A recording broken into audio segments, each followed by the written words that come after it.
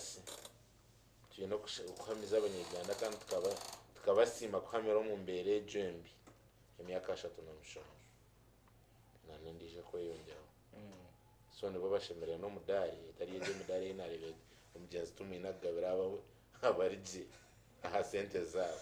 Okay. So ejo kufa kwa tumwine nashware mbere dakine ho binji, but I have 2 major problems, major challenges.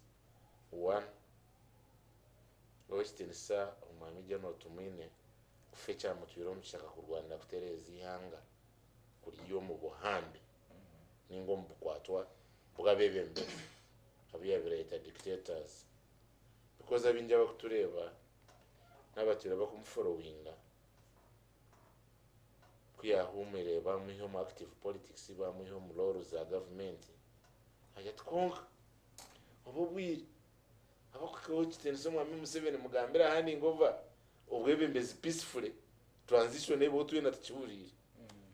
So incidentally tabihikirwe ande cya kabiri irangwa in the same regard kurangwa akakurwanira ihanga kufuna health care service systems ziri clear ariyo umushengero rigiye 10 bakapasinga sente 3.14 trillion zokombeka Rubowa specialized hospital.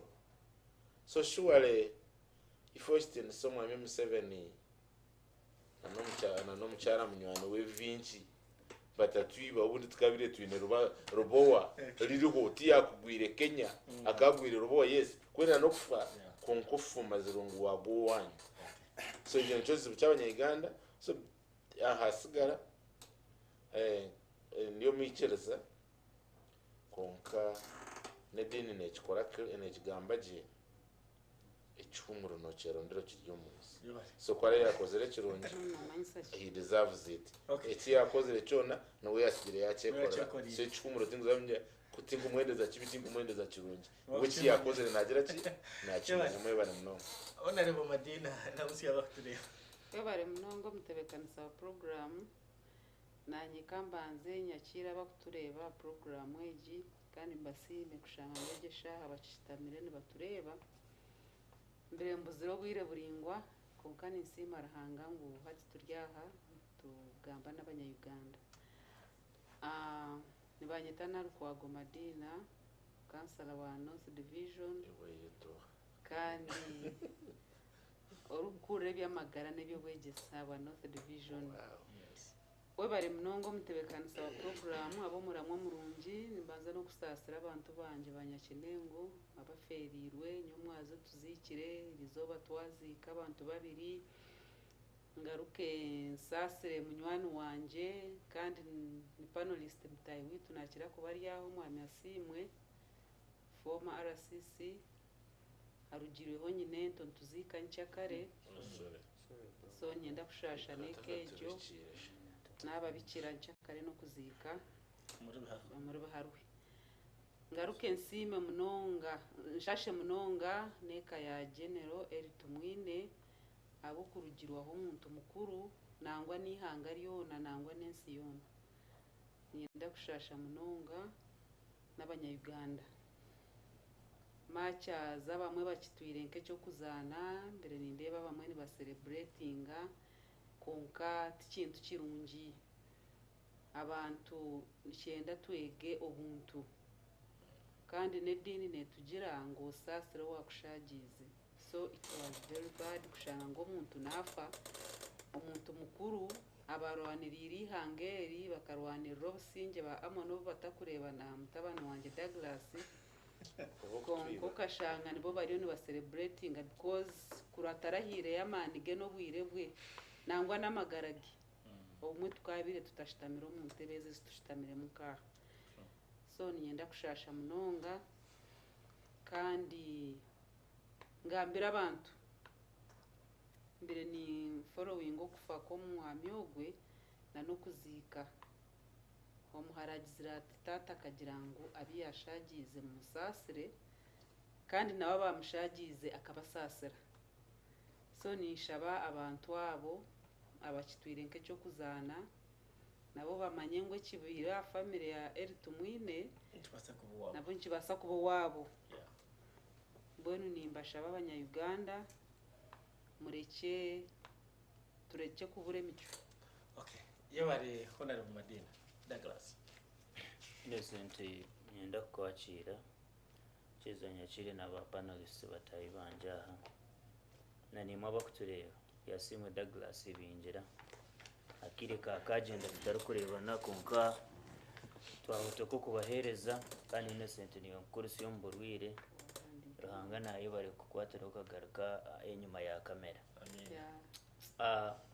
Nyenda kushashana n'abaferirwe bona ntango nanihanga abo kuferwa okitinsa jeno tumwine niyo tinka shemerwa gomuntu wena yabafire kandi tindi omumba ko basa kugira ngo ninjaguza abo kuba nankafire because ni mangu twena mugumuhanda kureka ekindi kwenda ku abanyayuganda bacenge ninga biyeho necyo kugira ngo nka mama wanje kiyagamba ngo jeno tumwina katurwanira ekyo nibyo bimwabi nkuhakanisa necyo amazima jeno tumwine bakaza umukishaka barwana kandi bayirwanira. We have to put that record clear. Bakerwanira and indeed amakagabo basiga garije wahuru umuntu bakugira ngo asigire ntenkumisha yabo mbaho okurwana ati wakutureba no manyezo yine omukibuga urebero mukina jya mumenda gura kanyoni kaze kuramburenti so mama Madina amazima garingu abantu bo bakerwanira and indeed barije so aho nyoni mfuna mwe cyo kwega Innocent jeno Eritumwina myaka 28 amyaka 25 bakaba batandikire kukwatwaho anshonge zabenze fo mu ihanga ryabo by that time we bari so iwiwe myaka 25 ariyo nandeba myaka 28 myaka 3 iwe nk'umuntu hati ihanga ryabo bari yabo bakagenda barwana Yesu bayirwanira kunkiwe nkihanga ryawe nyo Douglas ninyiza ha TV ngamba nkwimusi wayogeze jize bo bari bakagenda bwirobwe bayirwanira iworiyo no ukora kikureba ngo wafune empinduka eyawe nko muntu na nempinduka ya society yawe na neyihanga ryawe. Number 2 okufa kwa jeno tumwine kunyejise ngo no boro kubori jeno because jeno nyowe ndi omumba wafunira umugisha abire obwabira kina amagara marungi habire hatari kurabaho kwezi ndamurebere face to face abo kuba nyino mwanya ogunkukira kubandumu azabe naraba mu munonga ayizaine ba escort bakuma mwanya gona obunkenke buzaho yabara umumbweno na no kutaha mwe motoka bazifuza ahurira ngo jeno yisi konko mukono gwarahanga gunyerekere ngo tino gutari kukwata mbwena hate kitufune mwe cyo kwega na niwe yasigara hiwariyo no batabantu iwariyo no ibesente z'amarwaro iwariyo nabinga abantu mbibanza iwariyo nareba bana nkakafifi omurgecho hanga yana asa kugorro mukono gwakakira je nabayine ba bodegana inente enkumisha tezibagambera inamataka nkaga kamwakira iwakiriyo nabonesa abantu uri kurya ibintu by'abantu uri kutuntuza abantu iwari kukomera abantu busha abanyayuganda batinde kibakoza kugira ngo bagambuka bakomera busha iwe noyega muki ezo nizo nshonga nkuru ezindi kwenda ngo tugire kitwayigamu omukumara ko w'ikitindisa jeno Eritumwina. Then finally necho busasi amoni yakigambaho banyuma y'imyaka 37 abantu bakazo mukishaka barwana bari kugira ngo hakarihembera mbi hari amarwaro mbi hari amashomero mabi hari henguto mbi hariho bwantagambwaho abantu bakukomerwa bakubakoma batahorize embera mbi yonege bakugire yabatwira mukishaka necho busasi Innocent ngo abamahi batandika kumura ayiruhanga yatandikira kubetera embereje yenyini bagarika bagisigaho embereje yenyini nangu nubo bajinegize muna numuro kureba ngo neyongera kubaho rene cyo busasa munonge kiri kukirayo buri mujwekerwa wa government buri muntu mukuru mu government utwakubintu tugira ngo ayambere mbera yihanga kuhinduka ayambere kuteka hitweta sanito mu ihanga konka ko kurwara embera nturiwo burwire nkaranga kansa. By the way abakutureba omunsi yona hati Uganda kozere record ni yeyine ba Geno bayo uriwe rebe abantu 250 Geno wihanga kushanga na afero mu ihanga erindi. By the way, it is very absurd, innocent. General wihanga omunsi yona mahene gogagera facilities ziri kucira yo Burundi. Tinka hurraga ngo Geno wa Kenya yafera Uganda. Toka hurraga ngo general wa China yafero mu America. Toka hurraga ngo general wa Bungereza ngo yafero mu America, because a Geno, we expect a Geno bwana RCC kuba ayine hama bihanga kandi hama bihanga nitubikwata nk'ikintu cyo muhendo.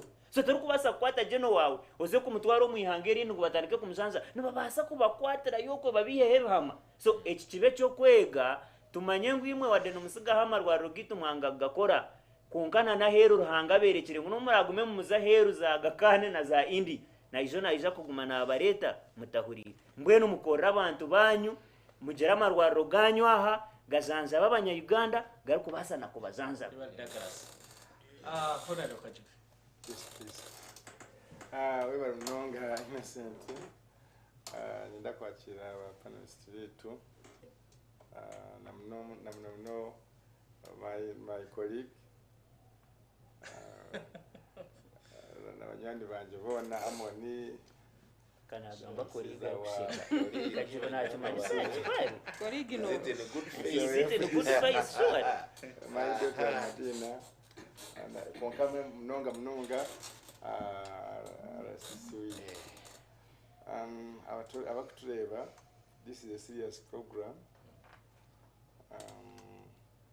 Neiya yenshonga nyingi kandi abari aha n'abakugu omkuye yenshonga sinajanjize kori ayo politics ruminagambe rurekeye Mkiwo ko no gambere cha konka my colleague Douglas yanagambire cyo nyingo niseka awinji abo kubona imbani ndeba omwiki nkibiri mwezi kumwe umisho hakuba naza ejengamba is trained ebyo nebyawe ejengamba ya opposition yona imkurura ebyo nebyawe se trained kugamba ebyo baba training jaranga yes baba training jaranga after some good time no shanga bakora bashanga bagaruka so when cyo kuba katuzamurama ninda kushasha neka ya eri etumwine nabo Uganda bona n'abanya Uganda abo kuferwa umuntu mhango umihanga general wamahe kandi omwe abatandikireho revolutionary age ya NRM tumwine wano mugambaho to no wano ugamba ha muntu abamwe abakuza kwizukwa abakuza Uganda bakuza kwizuka emyaka another 100 years to come because one of them constitution ihanga waronda abantu abahandikiro mu constitution ihanga igambye ne handikiro mu these are thousands of pages konka wasanga ibizina byo mu trandikiro mu constitution ihanga church changa member of yes umuntu akora ibintu zo kubika ukunka a member of high command and a permanent member wa high command abamwe abakutebekanisi hangeri kandi iba ihangeri indeed batebekanise nakutugambiraho nibo because umusonga zibaresere nokweka ntomunya Uganda hariho natubamutera mukono agamika kwakora ki kakwe wowe Douglas ugamika kukwene kungabo no kugenda hamwe barengaho kandi bazumukuzuma bamwe bagambe bitakwatirine obinogeno huraho kujya kokana nabyo nibyaro ina no kugenda abantu bagambe wenda saba NRM no babira yabafire n'abakoze ki ubu busingi bo freedom of what? Of speech, freedom of movement. Ubwo musiziza karuga soroti soroti mu campaign ze ya rugayonyi kiro ataramukwasira ngono yatemba motoka yayiko murimbarara yazo moteri yanywa cyayi cyangwa cyayi 11 ya byamuhede kikanche yazo gukora ubwo businjo freedom of movement, freedom of speech, freedom of worship, freedom ahani in church in bagita bata king of kings ebyo nabyo kureba freedom of worship, freedom of expression ebyona ni contributions z'abantu abo abari mu general aid to mwine ebibareserenkahi omwihange. So dagasi anagamanya ni mbali msechero because now ebyo these people aba echabatwire ekimwe cyabatwire omukishaka kurwana ne kugira nto mudabo no busingi core principles z'abantu human rights aid to mwine a very calm general, very calm. Mutogamba omusizari gamba mazima omuntu ari kumanya a patriot with patriotism area ihangariye ya mutima a nationalistic, a pan-african, evyona contribution kundi hangari kunzire.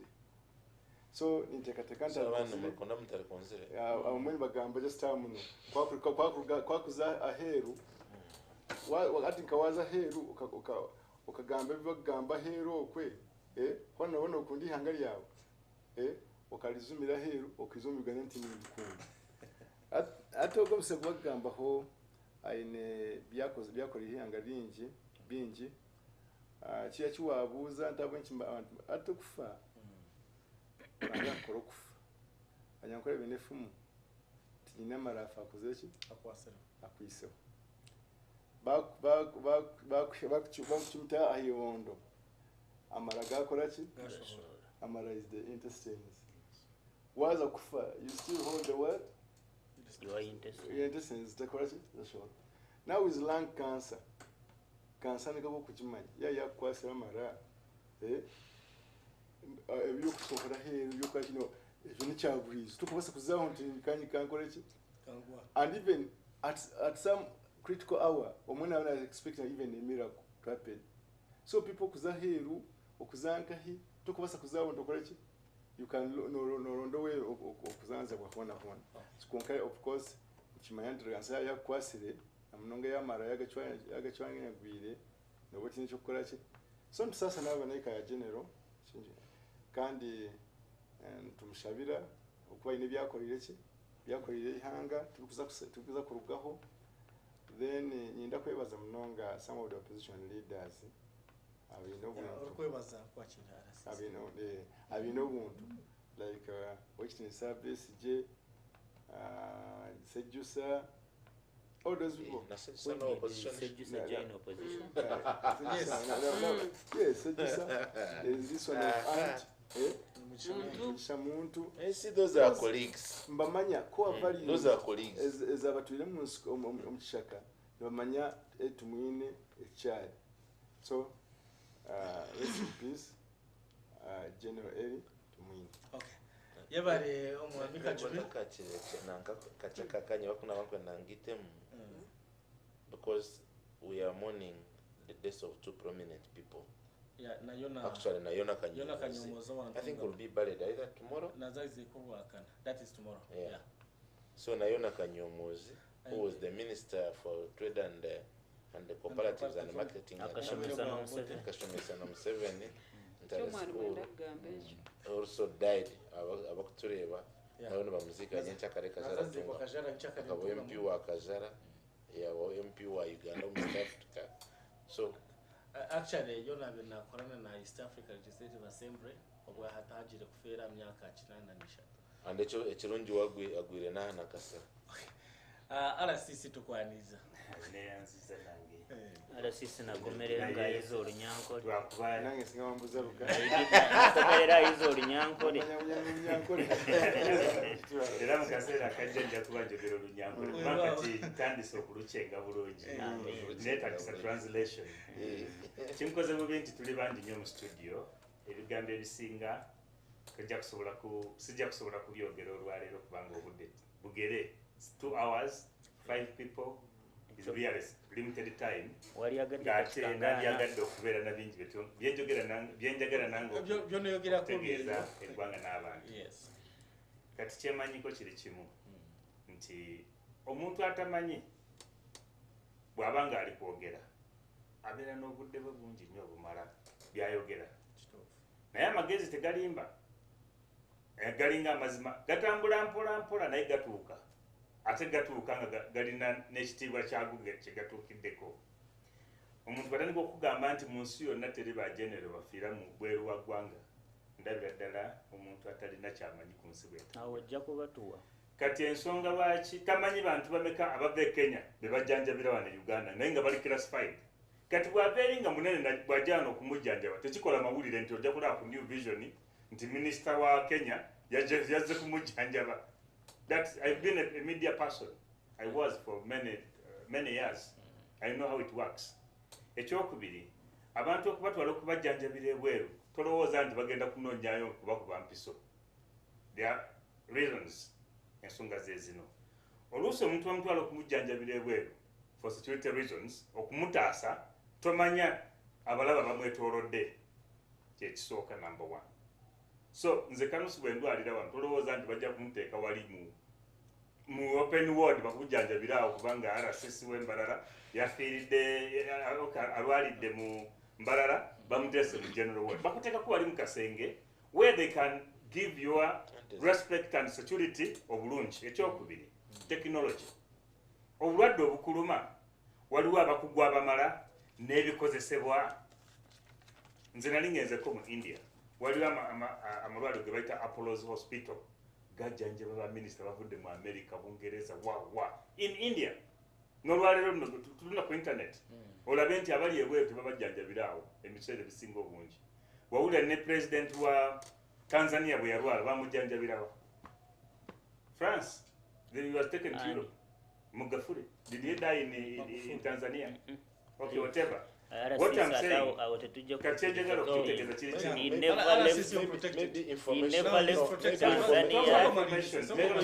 Maybe information. Don't find information.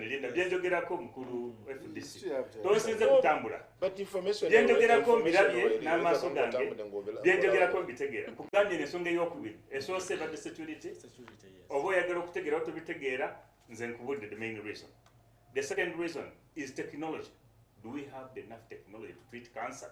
Even in America, people are dying of cancer. People tunula ku internet.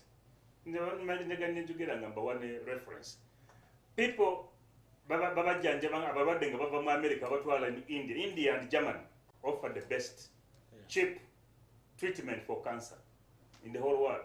Era bangi babatambuza okubatwala ogira ki okubajja naye nakubuulidde tekikola mawulire nnyo nti gindi yalwadde bamututewa nga byolaba wano tulimu okujjanjabaza hooliganism nabatamanyi byabufuzi ayagala commenting ku kyatamanyi ono kyayogeddeko freedom of what speech nga bwobadde olaba abadde bavuma Eritu Mwine tebamumanyi tebamulabanga nako tebamanyi nebyakola naye ali ku TikTok kubanga bamuwa essimu president yayamba technology najja amasimu kati gali nawe ogenda mu nimiro sigalo oli ku smartphone yo bwoba okooyo otula mu muti n'oteekako TikTok n'okola mu kyoyagala n'ojjamu empale n'ozika balaba byonna bakola kati bino eddembe lino lye tulina lino president lyaleeta lituyamba naye lyetagana ly'okubeera some maybe oba regulated okuyambako abantu baffe abakyali mu ignorance kubanga ignorance kitegeeza nti twagenda ku ssomero naye wabeerawo kyotamanyi mu buli kaseera nange nsobola okubeera ignorant about a certain aspect era oli bwangamba nti wa ignorant about that nga sikimanyi sisitwala nga kivumo aba ategeezeza nti nina amagezi gesirina ku ekyo kati bwe baba batutte ebweru ngambye security ngambye technology and expertise wano e Uganda wano tulinawo n'omwami bamwita Ephraim Batambuze akolera na Kasero Hospital was a cardiologist highest level yali personal doctor wa President Bush of America Bush Jr. Yali mu America omwami Batambuze ava Jinja era yasomera Makerere bachelor's degree mulembe gw'amini bagenda mu America bangi balinga bana from our village One of them was an engineer ng'akola mu American Special Shuttle System ng'akanika amasanyalaze ganyonya bizungize bigenda ku mwezi. Omwami ba Ephraim Batambuze yali cardiologist ng'asoma obulwadde obukwata ku mutima okuva ku mutima paka wano wokka nga mukugu ku kyo ekyamufuula n'okubeera personal doctor wa President Bush. Era President Bush bwe yafuuka president n'amuwa okukulira African Development Bank nga yakulira ekitongole ekyo ekigaba ssente mu Africa wonna obuyambi. Kati yakomawo wano after 40 years of contract nga tebatere akkirizibwa kuva mu America kufuluma bweru wa America. Balinga bali ku slavery naye because of the nature of their what job. Kati omukugu ng'oyo bwe bakugamba nti olwadde sinus ne bakugamba Dr. Batambuze yagenda okujjanjaba. Either bw'abanga talina restriction alina okutambula okuva gy'abeera ng'omukugu okujja okujjanjabira w'oli oba gwe okusituka ogende gy'ali where there is even technology and expertise. So there are many reasons. Si kugamba bugambi nti bakola bivu. Waliwo ekiba kisusse. Kati ffe wano Mulago olaba ne chemotherapy center yaffe weri ekyazimbibwa buzimbiwe, that nuclear thing you used to hear about. And that Uganda is far better than many African countries. Structural adjustment programs.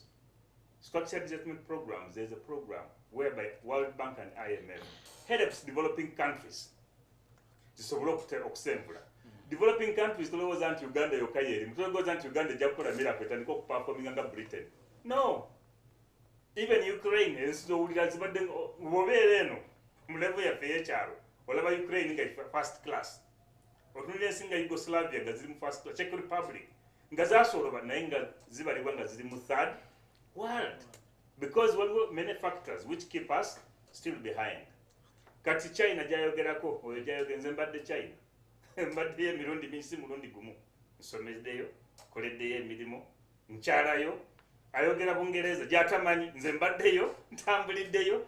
Bayogerako ng'ajuliza nti bali bulungi. Baba bali mu Exodus. Basigala bali mu Exodus. Banoonya wali obujjanjabi obulungi era obulikyo. Naye bw'atali walowooza nti eri kiriki? Kiri bulungi. Tunulira ku World Population Pyramid. So ojja kulaba movements of people ne structures. That movement of things, very scientifically proven, si byawolokoso. Kyobola banze ebiseera ebisinga newala nnyo okwogera n'aba politician. Abamu nga ndaba level gye nja okwogereramu tetujja kukkirizaganya kati osayomba sigala wali n'ensiga n'erinda n'embaddezeka n'enjogera ebyange.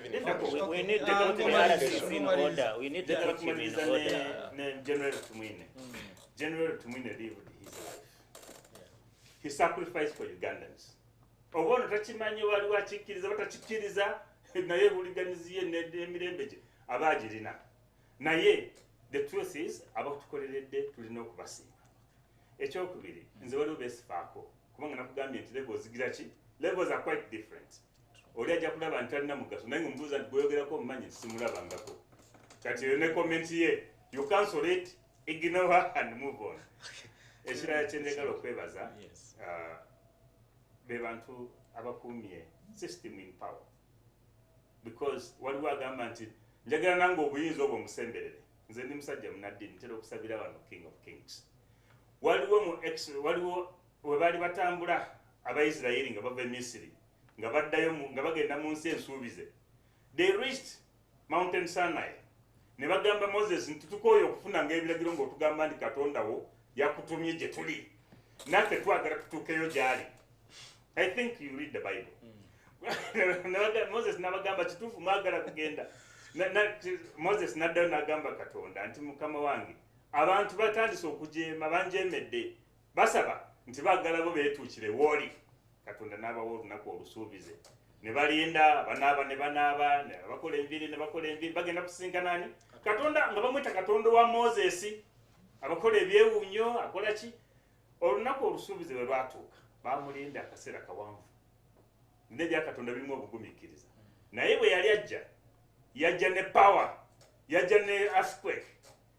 Bonna ne balaba ng'ensi amayinja ne gatandika okuseremeta mu lusozi. Ne gakuba n'abamu ne bafa tebasobola na kulaba kiki ekigenda mu maaso. Ne batandika okwekubirira enduulu. Eddoboozi lya Katonda lyagenda okuvaayo nga bonna bakkiriza ndiye katonda ekyaka ekitangala ekyabakira abamu bavayo nga bafuse ba blind nga tebakyalaba ne bagamba Moses nti oba katonda obwate bwabeera buli lunaku gy'oli tetukyayagala kuddayo ogira otuweerezanga obubaka kati tukkiriza nti ki kyamaanyi kati omuntu atamanyi how government moves yalowooza nti batambudde n'emmotoka kati lwaki bafudde lwagize bwe bati lwaki bagize bwe bati those dynamics are there in politics and the leadership power is represented and is really glorified even in the Bible. Tolowooza nti kabeera kajanja kwejanjawaza naye power representing the people is not as easy as that. Ne Moses nkubulidde yali musajja wa Katonda naye ebitiibwa bye yalimu era bwe yavaayo after that incident gye nkubulidde mu Bible. Genda osome Bible mu Exodus ojja kulaba bino byonna byebiri ojja kulaba nti power moves with certain other neyandiza RCC Kanuso clarification then one. Yeah, you know, power collapse. No, you know power collapse. Because whatever the way RDC is commanding is like he's giving a parade command. One, abakutureba GNTV sahej. Tukumurwenda nkagana namushanju namnana. Oshitene somo amobote akanigweche nyaje. Karo president wiyangi kufariye chenyaje. Yatambara yaraguliza murabwo. 1976 omuchara wa minu yabirakunda munonga Sara yagirenda yazarra murabwo. Sono jangu ngamira katari sajute conscious. So ebimwe ni information yanje waja no ebimwe twikirize aituremirwe naitaremirwe bameka statistically njagala mbuzi bakulembeze bameka abibajanjabidde wano e Uganda ne bawulira ne Uganda. Do you have a black book where you write to them? There's no man ignorance waberawo tolina statistics from Mulago from Nakasero hospital. Every day, these hospitals are treating Ugandans of high class, and they are being treated and healed. Douglas. Actually, Innocent. This is not about power. This is excited with power. Innocent. I'm saying facts. Douglas.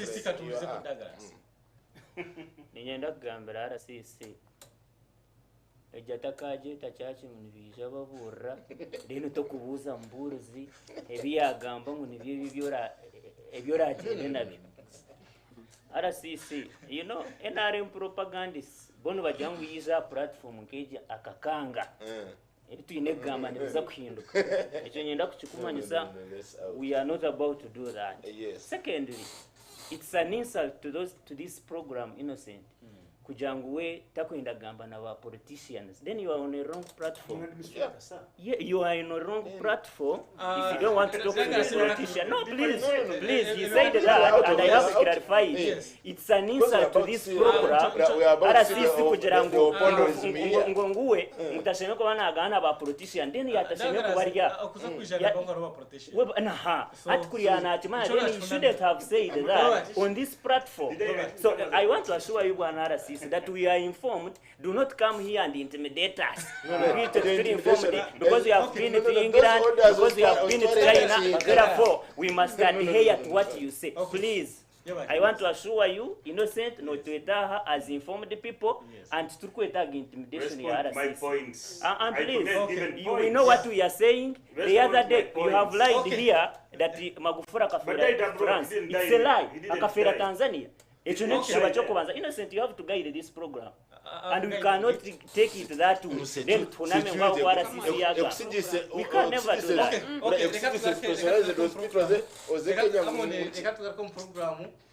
Murebi wa GNTV za batano ni tano za ringo mshayitu ya kana program Omushana Gw'Ebyobutegyeki negendo misho noza kutogitaho misho ahanamba yitu ya note mushanjo mwenda 12 50 nishanjo nishatu kandi ni wine smartphone za aha YouTube channel yitu GNTV Uganda noza kushanga program yitu Omushana Gw'Ebyobutegyeki live ahora borohona noza kubona gireba oide simu downloading from mobile app na unoza kubotuine kurunji hamwe na yo TV app program Omushana Gw'Ebyobutegyeki negendo mesho ekitwendaganira hekindi ogwagure muramwa gwo kubanza omuramwa gwa kabiri twenda kuganira sente za parish development model. Sente za parish development model kuyobuzizire bakagira ngo abantu mugende mwehandikise omu groups. Banki yo kubanza ninga shifezi yo kubanza. Government ekaraganisa abantu abo bayihandikise omu groups. Ngo buri murukaniza tekaho miliyoni 15. Fezi ya kabiri nezagarike tekeho miliyoni 10.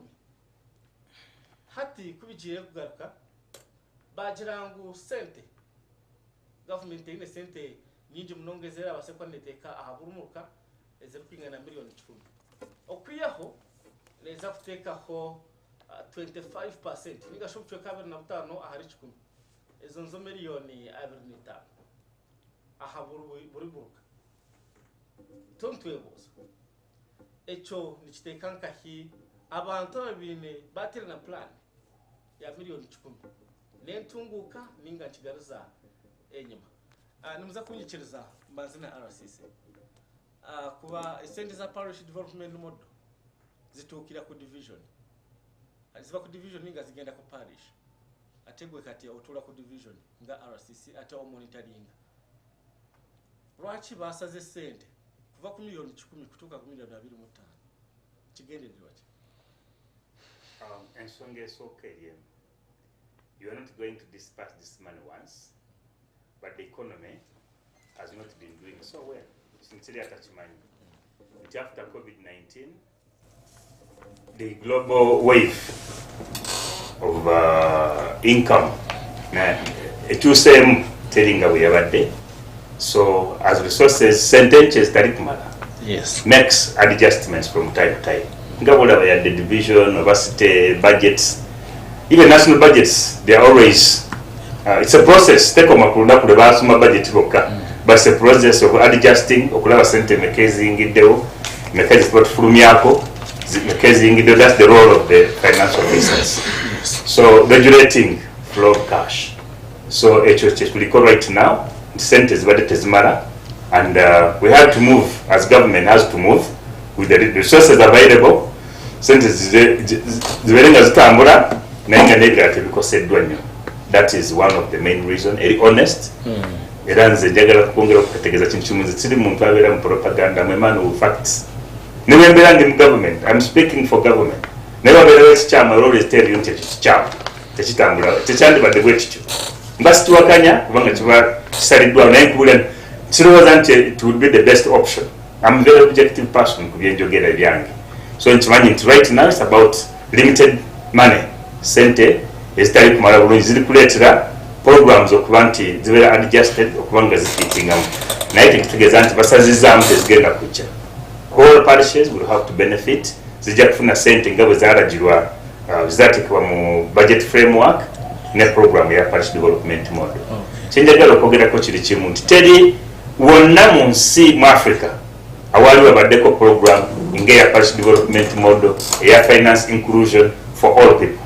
The government egambye nti at least we have done everything in education. Abasobola okusoma basomye under the liberalization system gye tulina kati. Masomero mangi era abagala okusoma oba myaka ng'ejange oba eja kansala wange omulungi ali wano oba hajati madina wayagalira okusomera wonna addayo n'agira ki. That's a good policy. Nga bwolaba freedom of speech bweri. Ekirala nti parish finance inclusion program eno tetambula in isolation, etambula as a full package. Infrastructure development nayo mweri, communication as the pillars of parish development model. So as you are allocating money for people to use in as capital, abave nnyo abatalina ntandikwa balina okutambuza ebintu nga bayita ku nguudo. Kyobola bano baliro no mayor Honorable Kachebezi mulabye ngabo balonchinga receiving a tract empya gye baguze, because that is part of parish development model as well. Infrastructure development and communication. Gwe nebona okola emirimu emirungi naye ng'oluguudo lukyafu tosobola kuvuga pikipiki n'otuusa ebintu byo mu katale, oba okugenda okufuna service amangu ofunye ente oyagala veterinary officer ayingirewa asobole okuwa ekisolo kyo obujjanjabi, naye akugamba oluguudo lukyali lubi katulindeko omusana gwake tusobole okutambula awo oba okuzebawo. So parish development model package financing terekutambulira mu isolation ngabamu bwati kutunulira. It is moving as a full package ngeriko ebintu bingi ebijetolorerako. So as we talk about money coming direct to the households, we also consider factors ziri ezikola parish development model pillars. Okay. Umurebi wa GNTV tuntuganira aha sente zikuza kwija ahamuka wabo takehandikise ninjira ugendo yahandikise mu group yawe kutunga sentes amoni rubarema sentes za parish development model wewe mnongo mtewekanisa program abakanda kagisha ogamba n'abaturikiriza kandi nshasha n'abanyeganda bona because on research abana bakuba bagaruka mu mashomero ebikwiye kwetondekanya amahanda in respect ya propaganda yo kusavinga amagara gabo kunga batakwatira overloading iyo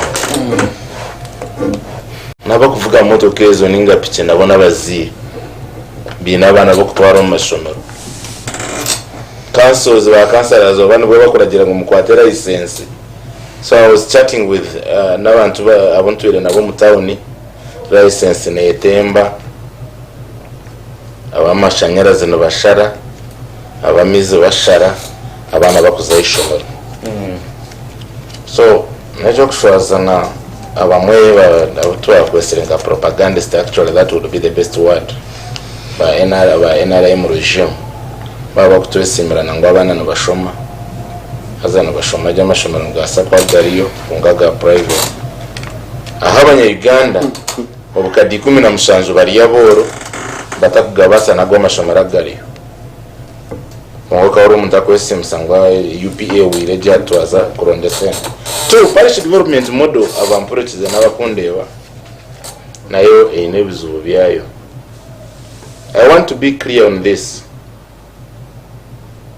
The written documents, the events, the NRM regime are good packages. But it is without to be in a real implementation. It need to do. Because this parish development model you to gambra million 15 ezagire uzikakora ki. Uzakura abagambira ngo tuzikagire. Kunkoma kakagera ki. Yes, governance and administration budget carry 8.2 trillion. Then State House amakago bwa president agumnyano wanje dagala sakutira kutugambira wa agene billion rukaga nshanzu na nshanzu abakumanya kubara bakwate zo billion rukaga nshanzu na nshanzu ukaziga birebire bishatungaga na bitano amakaga president ngakozesa billion emwe obukadere 18.50 bulizo almost 2 billion bulizo ande chikutira kunyiza tubarinde waza kukadese November noza kuraba kusaba supplementary budget naziri bazireki konkiwa urira 1 billion 1 trillion yokutom parish development mode niyo bari kushaba kusara kutom 25%. Aho no sente zikubura akwane byabinji. So basema abanyabo kutureba NRM teremirwe gukora ngutine bashomi teremirwe gukora ngutine members ba parliament nebishatu plus teremirwe gukora ngutine ebebembezi abo ku implementinga abebembezi baruho. Take an example. Kuba kushazire budget ya parliament in 913 billions isiza ababo kusha abunde bere speaker ko ikarakasa no bosha no bosho mu sector committees bosho mu prinare bakazite parish development model zikayamba abanya-Uganda entunguke kaza iguru abana babo bakashoma abantu bakafunda capacity yo kwetwa Roma rwaro agagita abo kuzomwe rwaro bakujya ngo binaka sente akwa nara disakshete abantu ngo yarwa no bamuto mukashenje yes ari bisubire ku muto mukashenje kandi rero wari akandi umutebe umujote rwa president akadiro mbandi kunkibyo nito tukumuha umusara tukamulisa tukamwaya umwashita tukamwabura kimwe kunkaterevo yitu yes kandi bwo yakubera ry'umukozi witu kungaba turikiriza omwaye ko yebebe byona bono rane bijabo byatsi bakutsemera watu baterera kagoma so ebe byona to sum it up all okubimaraho no kureka ngo abanyegenda twahindura mindset yitu turarango kwatu ubu turimo twaburugamo twagira jo freedom yo kutugamiza yamwe ngo twagamba konka implementation ekalema ekarugaho tukazumti kubasa kora abanyegana because waza kubara mbere ko ya report ya ministry nyomwazo egamba kutera bukatabana babakuza kusho bwa covid they had anticipated 6 million but ile million nati bari mu mashomero babaremere kubona ko tubagiziretse tubari mu mashomero so waba mutakusiya kwesimisa ngo education ikaterera hati njoto rero tukuza kurondera kutereza embera y'abantu education iri kubiye ya drip amarwaro gariyo intensive care inkuto za Uganda zona nebitaba because nati nangamwe zo ngo butuguru I mean imwe kusamira binyiza omwaba abakutura ndajyango bo ntukamana tunyiga munonga konkari bikunyiza because najyango zishaka barama waza yowitu bugamba kuko turukacweke myaka nk'ebiri urwango bayize NRM no kushora tumukushora cyo mwene abebembeza utungu binabebembeza bikakaro wareo oneji ejekerezana bajetanga ubwo ine technical urukutur kuzateka ngo akerezi ya runyine karemire na government kora kabanza twarwe karakasa koreze mu kaba Africa mutu to worship abantu nibaramo mizi bakuza kishaba and that kind of freedom of worship and actually nikebiki urangoba ya bagambira yenda negative nkinkuba because nitine makuru abantu babatine mihanda abantu babatine because the three major problems of Africa abakuturiye bana baturikiriza endwara obutamanya na nobworo so okutuletera Paris development model etakuza kuyeho ubworo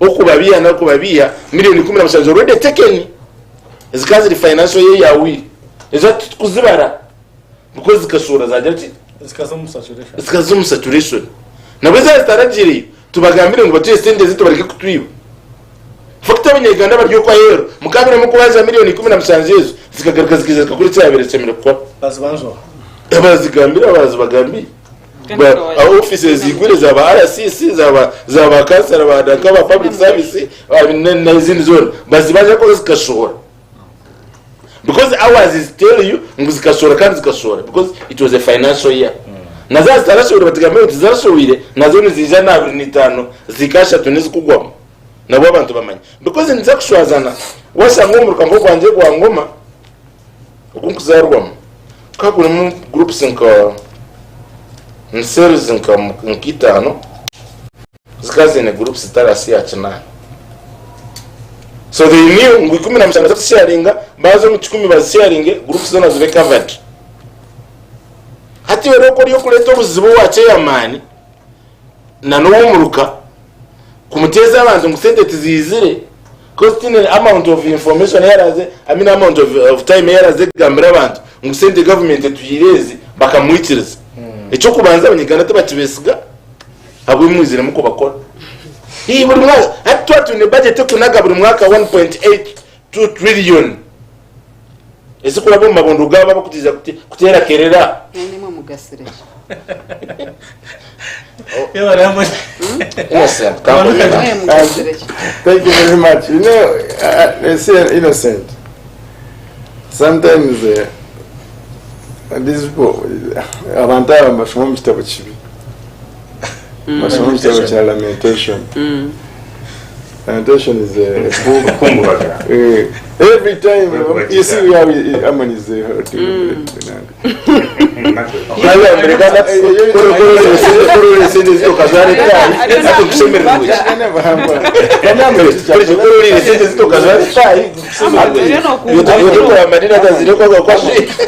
Now you start reading from like Deuteronomy. I wanted to educate my brother. You can be you know, budget approval of budget estimates for the issuing financial what? Yeah. So this is a state house. But that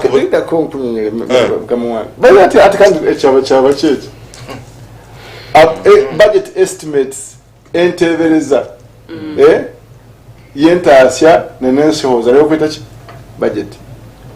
On a good day you realize the budget 100% and even above 100%. On a day where you have uncertainties, the budget is not realized 100%.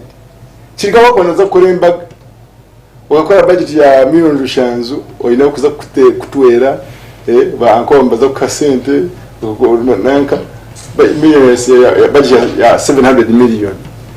Then ukashanga wabona millions zingahi bitanu bibiri. Will you still buy a cake ya million zingahi? No sure. No sure. So you cut across according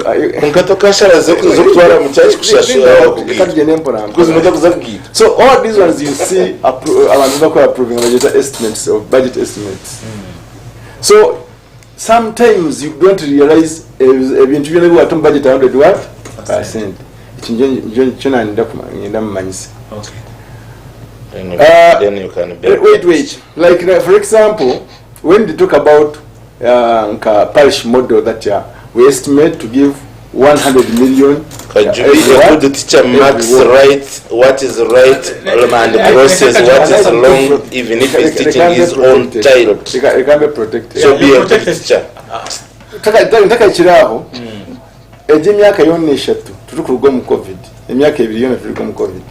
We don't expect good budget performance. Harmenta za Ukraine, harmenta za factories zikamarenya kizakora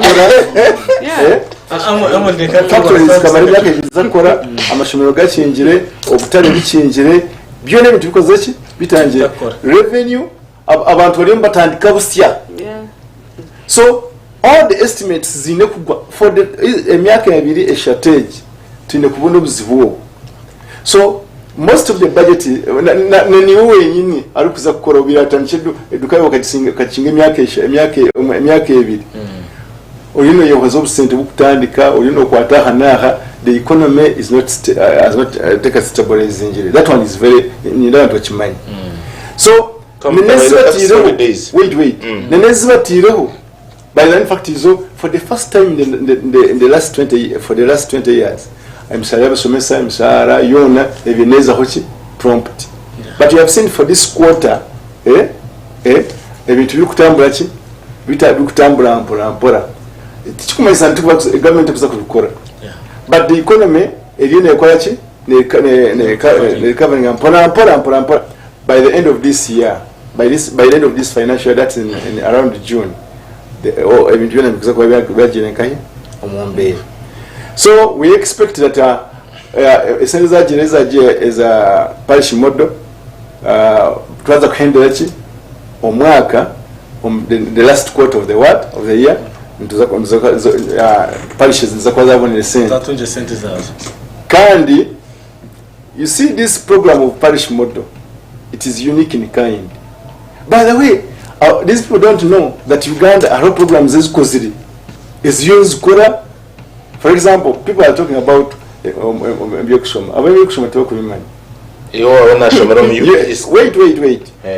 There is the USE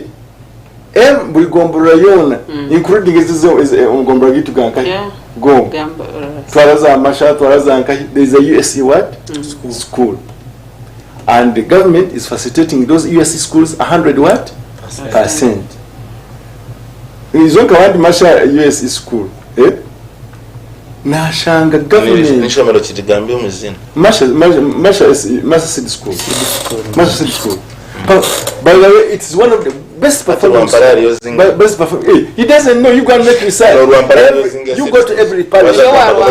Even someone will make Nyamtanga are you second in a seed school? Kakoba there is a seed school called Nimbaras what? Bara second. Bahari is a seed school. St. Paul. Those seed schools, when you go to St. Paul and see, government is giving a long-term center. Can't even be called beyond Bukorachi. Those are programs the government is Bukorachi. Is Kutambura. Now, all this PDM parish development model. It is one of the best program ya government yekuteka neza kuye muntu nekizibekiruho n'abantu abagiga nkaba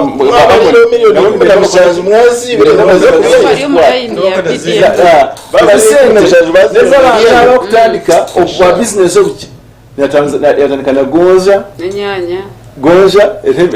mpaka 5 eremigana nagwaza entwale 3 agiye mu ntwale 2 ebintu bikoreki ayine kuko 10 neki kokati ka amuna ari kuvuga jimu kamba gita amategeko kuvuga muzo kusanga bari naza kubanza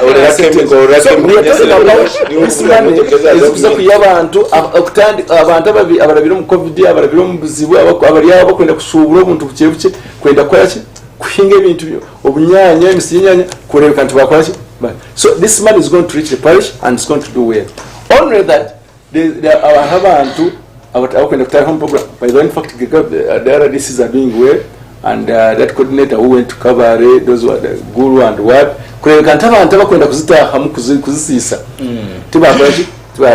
tuba leta vizibu so we expect this money to do what do well I'm talking about there are things people you need to know when they talk about the office of the president that we are investing 6 billion in the office of the president people mbatekateka the president aza kubona kwate sentezo obagurenka azonko mukatale they don't know that the president every day throughout the year 365 days the president will resolve naba in pledges ezukika million 50 and over and above every day the president naba in half tire wait because even when the president is visiting nataka kuba ine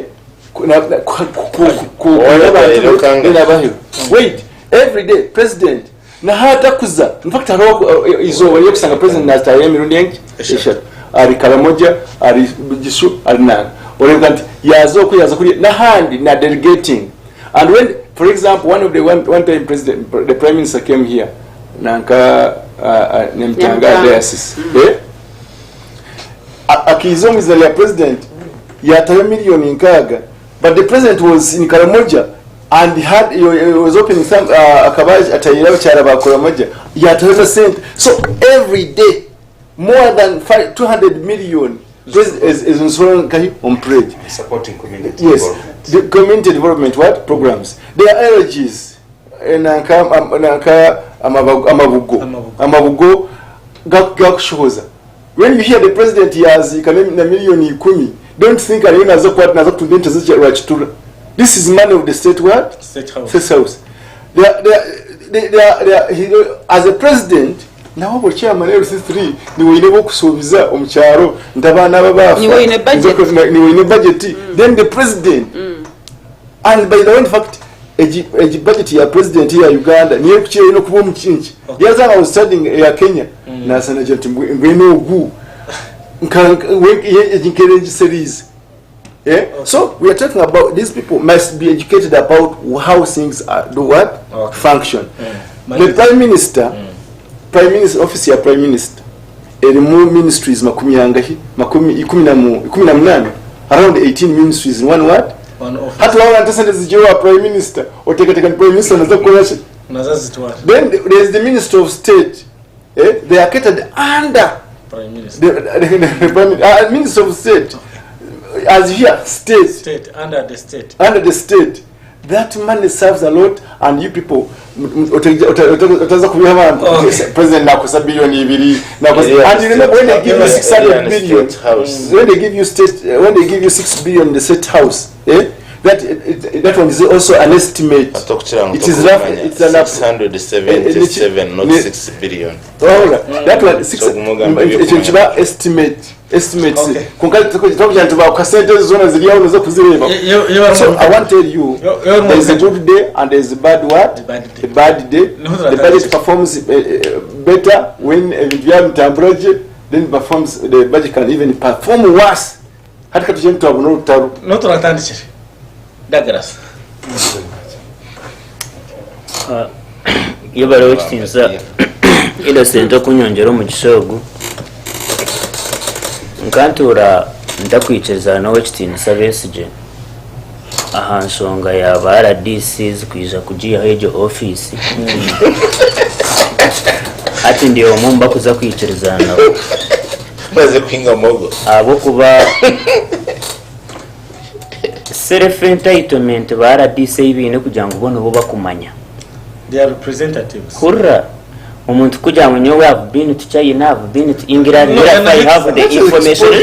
Listen. Yes. And who tells him ngito bata? And listen, who tells him ngito bari hatu we have never been to China? Ninjye nashiteka ndeka kuchijoza before computer. So okuza hashonga yawe Innocent. Okuza hashonga yawe PDM. Ya PDM. Obuto akoro muramwogwe. Ndiyo momba kuzirego. No, nkana gambe ngo mukikuru. Omukikuru akashanga omukamwana na bebe kanja. Ashapa. Yamujati ndakusima byamera. Position no kurwana. Ati ndakusima byakora ki? Byamera. So ninyize ko buwagambo muramwogwe kugira ngo twizagarga. Ndiza turagaruka. Nkugambire ngo icyo program kirukora nkakutera munande sente miliyoni zicukumi nakugira ngo aha parish wazi baganisiza abantu no yishika tukora calculation age nkakucwere fumwe erizo bazakari ya Bernese ni tano Uzatwenda generali ibiri. nkana abagambi munito hatipine tandika kwe blaminga Innocent because it's like bringing a rabbit aha cyaro ngo cyaro kijibagane dene cyaro kikatera umunga imwe bakutureba umuntu yabaretera kame aha cyaro kabaje tubantu mwe hati nindeba gucira bihomboro ekira abatungure atakameka ko mwiroko mukabagane hazani mu mukatero munga numba mwine hekizo Innocent so hati nitwe I think it's high time tutandike nitwe kwe blaming because these people bakamasteringa omuzano gwabo every year jire chuwabi habanya Uganda Uganda matero mungaro echo chwa and we don't ask questions. That's why they even go ahead and come here kujanguna nito kwasa kusimura abantu. They try to intimidate you.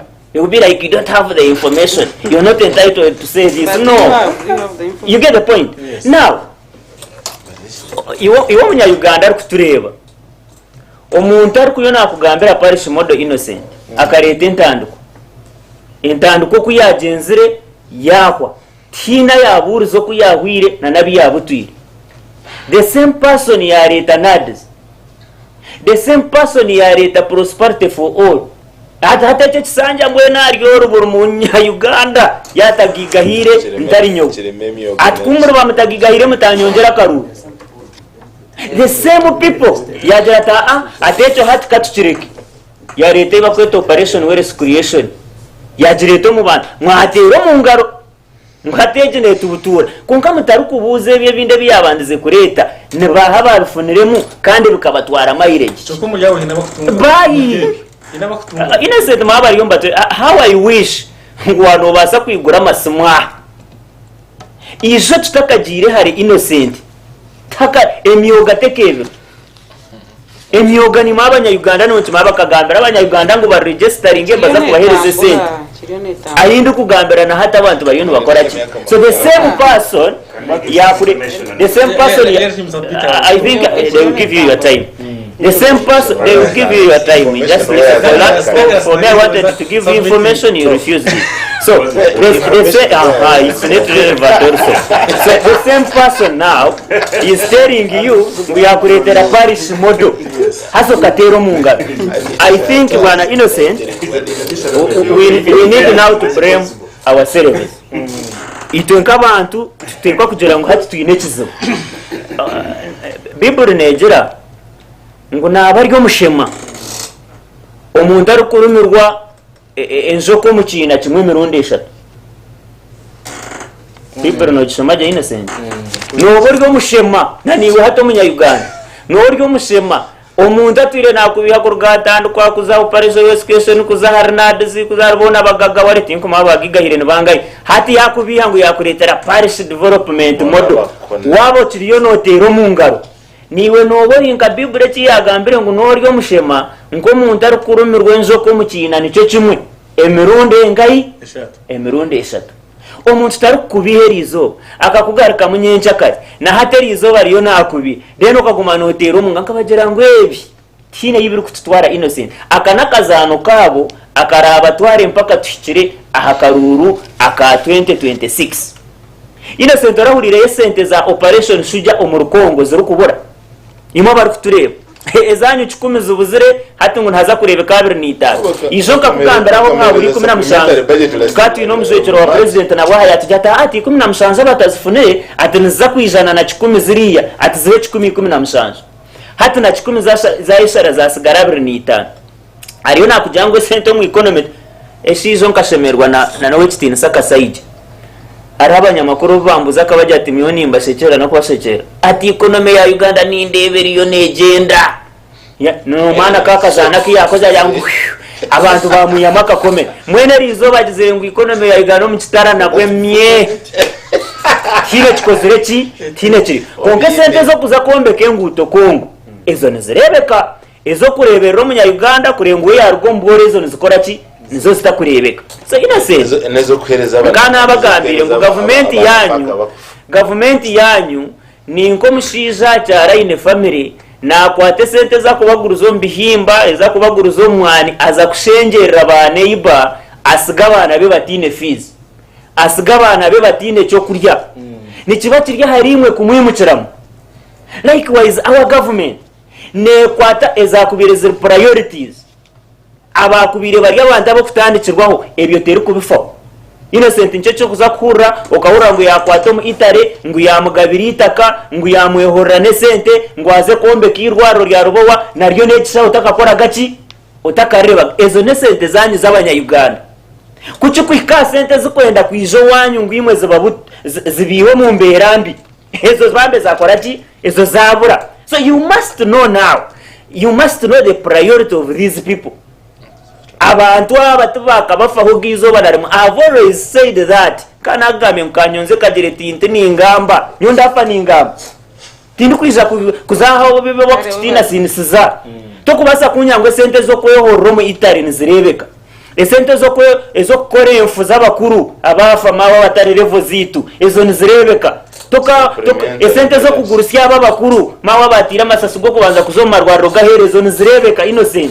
kunko kajyangwe sente zo munya Uganda arkherezo mushoro nawe ineshaga manke yawe nguzo zabura and you expect me to come here ntero mu ngaro je government bandezibuze omuntu akakurora iyo nohereza abakonge mibazi konga bo bakizo mwirwariro gabo hatari mu mibazi innocent okibabuza ngo tutwine sente ezo kuza kurebera abamahanga gandi okora yentindo okora ye enguto ezo nizikora ki nizirebuka innocent abantu baburizo nyoni ntekwa kugumana inchi bagambera ngo kuna abacwerefu mu ya Bible ni twe tutekwa kutandika kwega kweteka umushango kabanyakaturi cyo kuba kugera innocent ncha kureba mu cyacu wano kinotera mutima emirundi eshatu mwetereho nimwe manyangu murehe cyamo because these people tubasheme gumana batubiha all the time bakarete iki program rero ngo mwehandikise nimwe mukatero munga nande yizo mwehandikise mukatero munga omuntu yakukwata hobushema nyondo yomushambo wompira final yes no mushambo wompira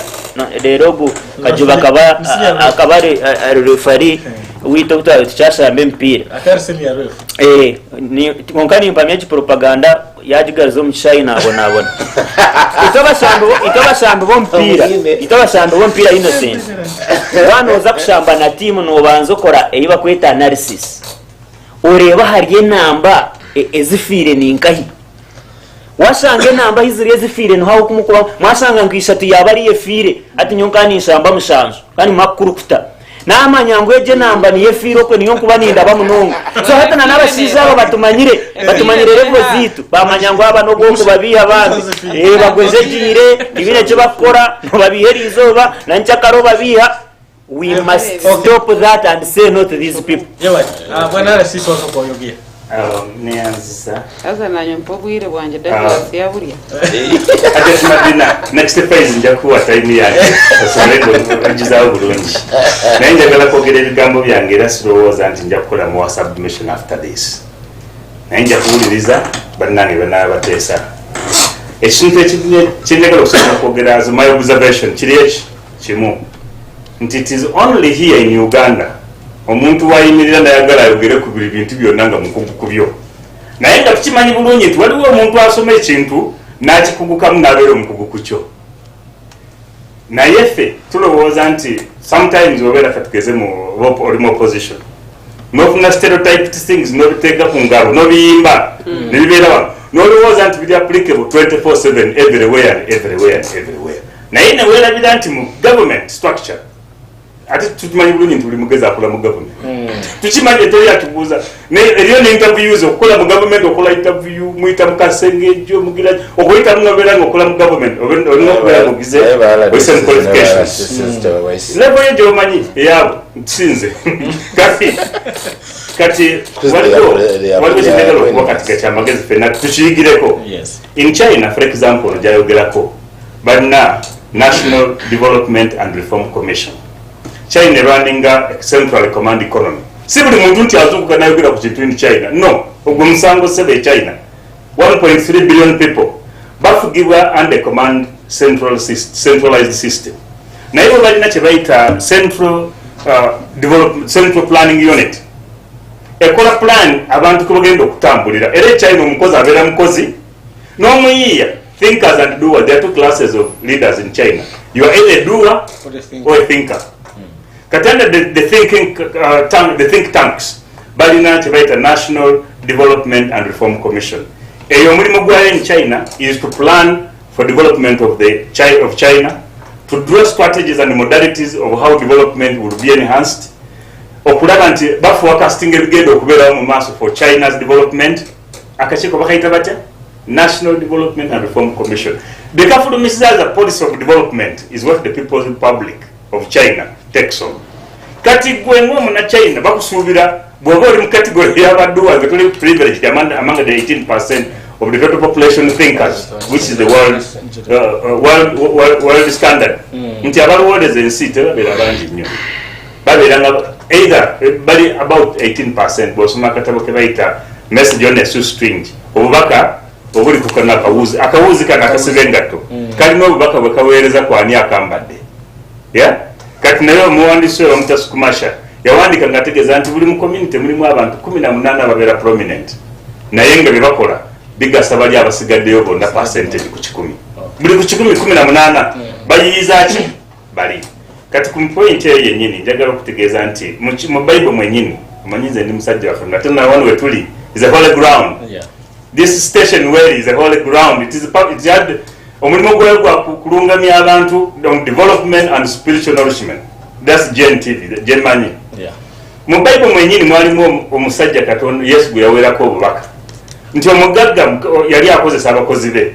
Naye yasalawo n'agamba kambulewo okwo nga siriiwo abakozi bange babeera batya. Babeera mu mbeera ki basobola okweyimirizaawo. That story was talking about the economy nga Uganda bwogiraba. Ne bagamba kati nti omugagga n'agamba yawa 10% n'agiwa omukozi omu n'agamba Douglas 10% terekera sente zange ezo ngenda mu safari simanyi oba ndikomawo oba nedda naye nterekera ensimbi zange zino. Hajjati Madina ne bamuwa 5%. N'amuyita naye n'amugamba gwe mwesigwa wange obugagga bwange buno mukuteresezza bunkuumire nakwata mwami ani Besidi Amoni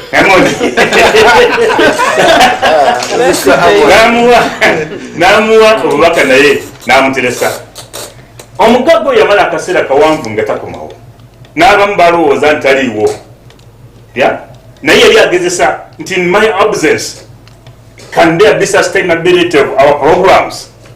It's a bigger story about it. Era nja kujja nano mu church njibuulire ku bulungi nnyo in a scientific way. Ono Douglas gobawe 10 yasobola okuzandooza nze nazikozesa katuna bamuwa nze nazikozesa obulungi katuna Madina ye yazono Douglas bamutereseza 10 mu magezi ge yagamba naye omugago ono bwenzazaamu amangu asobola okukomawo nga nange nkozeeko enjawulo teyalya sente yazitambuza naziryamu nazikozesa ng'omulaba musajja muyivu gavumenti ebyalemu yamusomesa alizoninga kati ali kunoonya magoba gatopingako benefit eyo era omugaga yagenda okukomawo nga mwami Douglas ayanjula magoba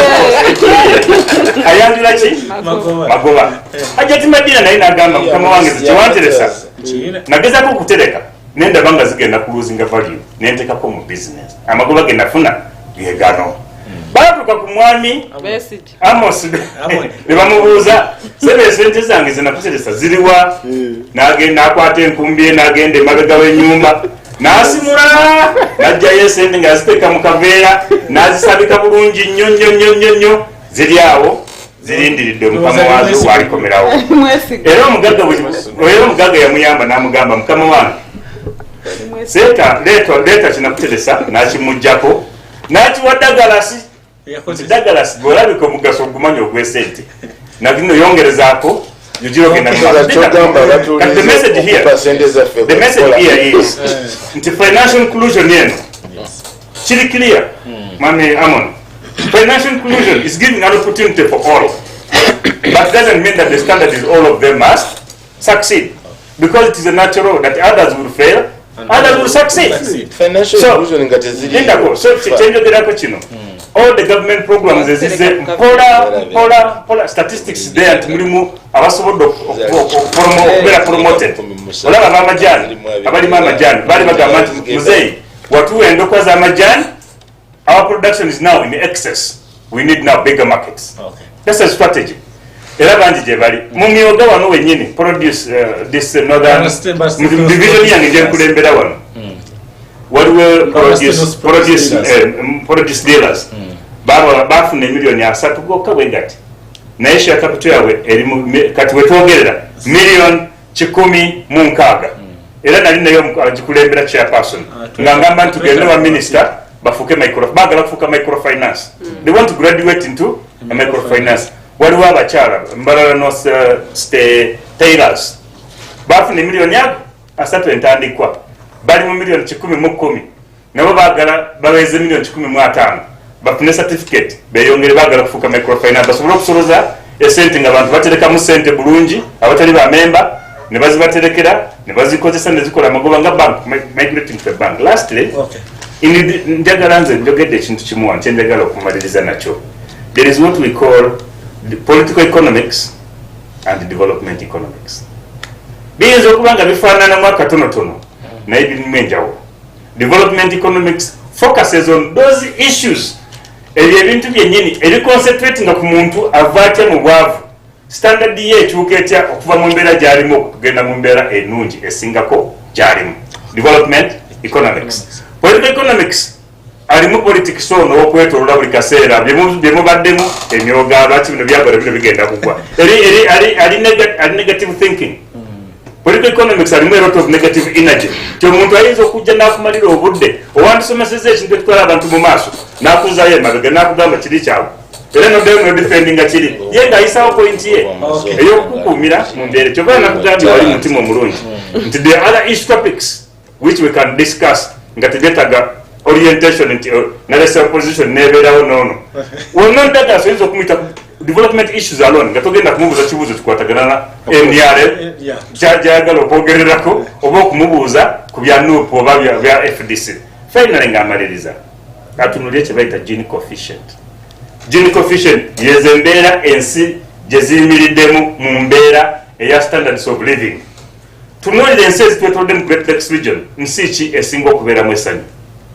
When they are all in chaos, where do they want to? Do you think the refugees are coming here kubisa bivu? They see Uganda as far better. Lwaki president wa kwagenda Rwanda wano tubeera mu platform wange ajja kugamba Rwanda bali bulungi? Lwaki president yaffe yagenda e Rwanda n'abalema baavaayo n'abatulu baavaayo ne bayimirira ku makubo ne bagamba omuzira wuuyo naye lwaki Amini yatambulanga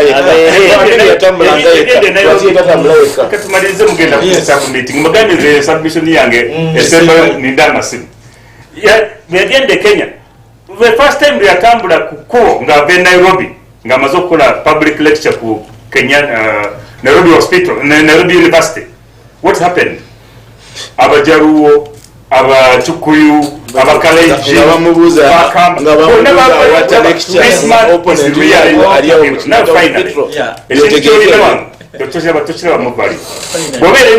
Uganda yesingayo obubi. Nalese point ngamba tubyokutambula sibyakwewanga. Every time you get exposure, you are step in development that someone who has not moved. Nendowooza yokwekuba mu kifuba okufumentiza ku bintu byoba ng'olaba. The season is waiting a change. They are quite different. Information katono ngala sisata na one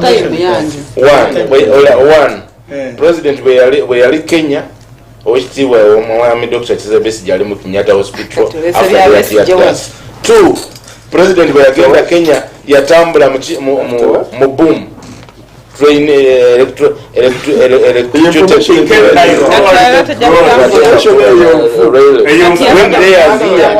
they are here it's just a word standard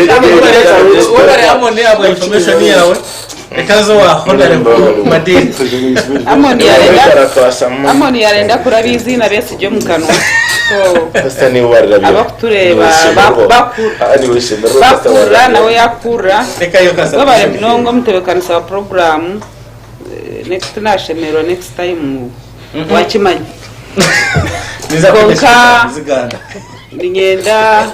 ninyenda kushasha n'abanya Uganda na mnonga nkabakura bigambo by'abantu baba babira bishitamira hagati kushanga ngo bo all the time nibabaryaha nibajuma government nibagambira abantu bicurami nibagambira abantu bitashyikire ushanga umwene nsireza ko ngana kigambira bamutebekanisa wa program ntabantu banya Uganda bakahika bamanya ababantu opposition.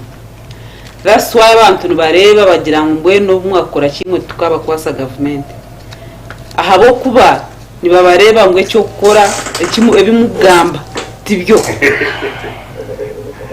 ntabano wanje ariyo nandeba konka cha honorable Kajibe yaje ati iwe wenkora product ya UPE amana goriyo no gambisa nabo burungi wa NRM government icyori hano gambisa mani no tujuma mbwe noro tumukozere ki mbwe nimo mu government eje ki government cyabusha mbwe ndinyenda kugambira abanya Uganda nti mwebare guma muhagire NRM mwebare guma muhagire government eji ahabo kuba abantu abane mureba ngwihange ntirayiba kuruteka ninyenda kugamba aha PDM amutebekanisa wa program egitiyo program government yoke yabaza kureta nture ningambira abanya Uganda ngwimwe mwenka mukaba bashuma niwe ninyijuka kare tukatwino program bakugeta ampu bakahereza abantu embibo bagira ngo muzigarure abantu embibo baziri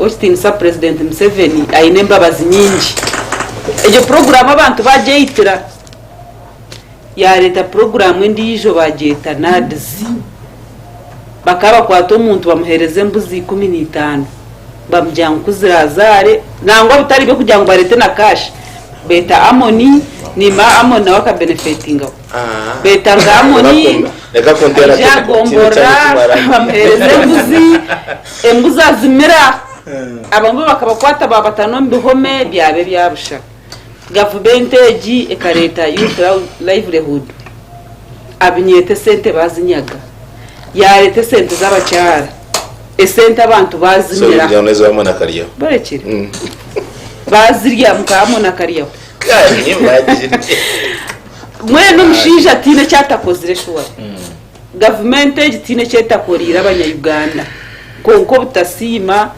baza kujuriza Rwanda baje kujuriza nkahi baza kujuriza nkahi nankahi mwene hati imwe amoni na mutabano wanje Douglas imwe ni mwenda government egi ebakorera abanyayuganda icyo kubanza ni mpurani mugamba PDM twera ngo turiyo mu studio tukorofayinga kutunga PDM nkabona rebo kajiwe kuyagamba PDM nangwa no musero nke yanje yinkuruga mukare yarwagaje wasa kushangara munka abantu nkabashaka bakorofayinga kutunga sentezo abo kubona yo muntu ogugo wa hanse cya groups tikikuru konka PDM nejo muntu munako mukene mbweno takubasa kutasa shiringi 5 runako and of which nyomu Ugandomu n'abantu bake sharabayiririre kubi bakabura gukora bakabura kufayo atakubasa kutasa shiringi 5 because nyomu tugira katare kakora nuri omukazi nazo mu rutoke asharendera shoroma dodo agitwara umukora noria afune sente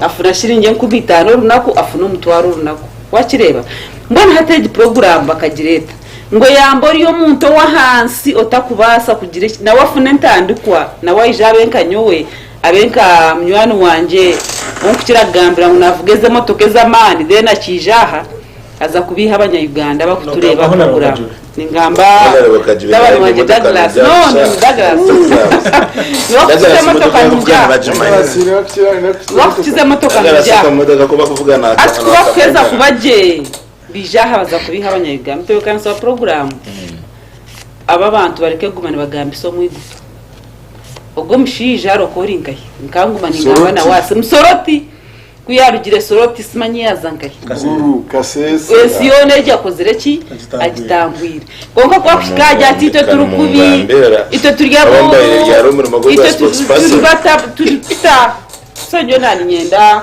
kugambira abantu matches government ne tukwatiraho nene tuyamba wakireba ito twine kwekorera bitunga abantu agency ya Uganda actually tarbo ihange rimwe sente nka Uganda okigambe kandi yes aho kuba nimbasa kwetorora anti nzahanshore medodo njitwaro mukatare mfune sente tino rukubuza nzahanshore sharende restaurant mukatare mfune sente konka hati ekitukugamba bagirangu esente kabazize mu miliyoni 10 hati kazashuma zikazari 25 nizakwikana miliyoni yes omutebekana sa program ihange ikachingwa kumare myaka 2 twazo mukatu washitama His Excellency yatuyamba amahanga gandi bakafaga kukiza amani ensi yona economy yafa mbone hatimo bakujyangwa akabagambira miliyoni 10 zikabura mbone mwende sente zuruge ihangari kari kingire tukatutakora entaseketa ruho twera tukaturya kandi abo tukabire ntusima ngo neza 25 zikozire ki ziruho zizire ahabo kuba ihanga turiyo ntoyihamukiriya kandi obwirobu tibo kushemerwa obwire bo kushemerwa kandi yenda kubamanyisa abakutureba mureke kukirebera tukine emyaka ndijo nke5 economy taka stabilizingire president kuyakigambira ati bantu mwego kwekereza bantu muri ya muhogo ababunari yo mugati geki bajya ngije mwamureba ija kutudura mwamureba ryo ragambiso mwiguto no akana amanyisa mureke tutereza economy kora aheze kuterera ensite kabaje tuzagaruka ntubaje esente za PDM nibaza kuzongera nindebo rero ndakunshare kandi obwire bwanje babugabo esente za PDM nibaza kuziza kweyongera nobire na roria nanye hato ubire na ineka ndio mu area class nanye nuza kushanga nanye hati government nekora shi nempetandiko niyo kinkunda kansara no cyane na sente zindi zindi mazana nizo noza kujya kwibaho kinkunda government eji nekunda omuntu wa hansi nekunda omuntu wayo uriyo wa hansi uriya bakumugisa sabuni ya kurekera nyoriya government eji ne mumanya cyo kurebera ekatera UPE USEs ruho bagira ngo nozo mu irwaro ngwe mbaziteriyo ozo mu irwaro umutebekana sa program omuntu nabasa kurugaha nangwa no kushanga yo mushaho cyonka akakwata ninga akakujya twonga no manya Douglas orwire ABCD ninga no bora no hurura no ino mushwija konka twakuchebera twashanga mushije utakozire ki utagwinde ecyo cyonka nikimara nikwereza amasiko nikwereza ki ninga kujya tiro kurondo mbazo ebyo kugira ngo embazi teriyo ate ekizibu cy'abanya Uganda bitwinaha tinguza kuchigama ntiza kunyiza batahi banje konka nkana kigambirwa hana nguna bitagira kitini so munsi yabo konka arasisi nko kuyagamba amahanga ensiyona ne praising president Museveni habo businjo buriwe mu musomu habo abantu kushanga nguturije nicyo kurebera aba banywani banje ba Amoni ni baza social media baterorwari baterera abajungwe nduru babagambira ABC batabaza konka bashijo mbakakora research bashanga ihangere kozere ki turije yeah mwenu umutebekani sa program ndi kwendera nahurira dashasha Amoni kuyagira ngo State House bizobane kosa billions 2 it's on record.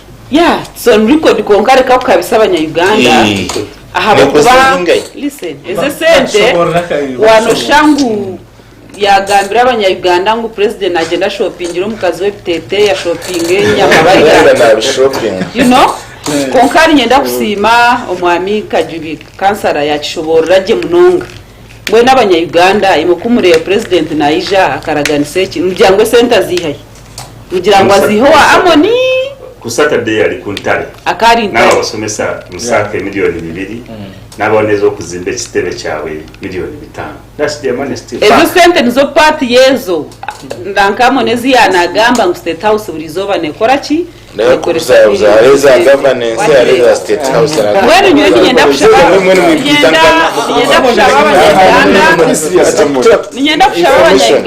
nyenda kushaba abanya Uganda much as president government ejeri State House but get serious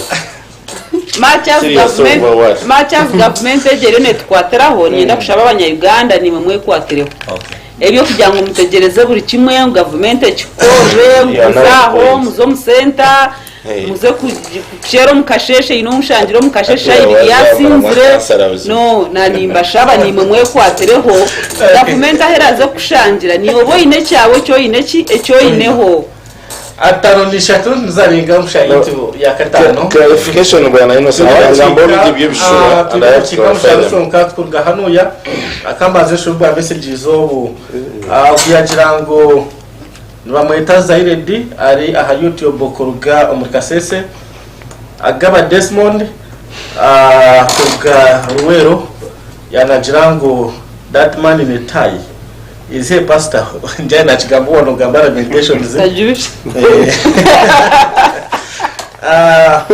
mugumya Simon we basurebera oburintungamo kandi nitonsima ogo Buyondo Moses yagira ngo Buyondo Moses yagira ngo kurganya mutanga you ask Mr. Kajubi that why his children they are not in government school. Private. I think I will start with that. Yes. Greetings to Mr. Douglas and Councillor Nadine. Webare Buyondo Moses. Councillor Amoni yabare kutureba message najireba. Dora yagira ngo nobody will benefit from parish development model. Oh boy. It will end up like Gaware. It will benefit only the big people, but the poor people will become more poor and poorer. Messages in council. Thank you very much. Now, abanya Uganda betegerize propaganda y'abasiza. That's why in the recent by elections tukabatera 5-0 tano gwiriri mu Uganda bagamba twabatandika eri walanya tukabatandika kuyiwalanya ntanuwalanya barra twaza solo cyo guhiyabirari abantu batinga propaganda twabatera twaza Kisoro Buchimbiri twagatera twaza Kasese twagatera. So that 5-0 you're here you statement ndio mukatira hata vitu vyote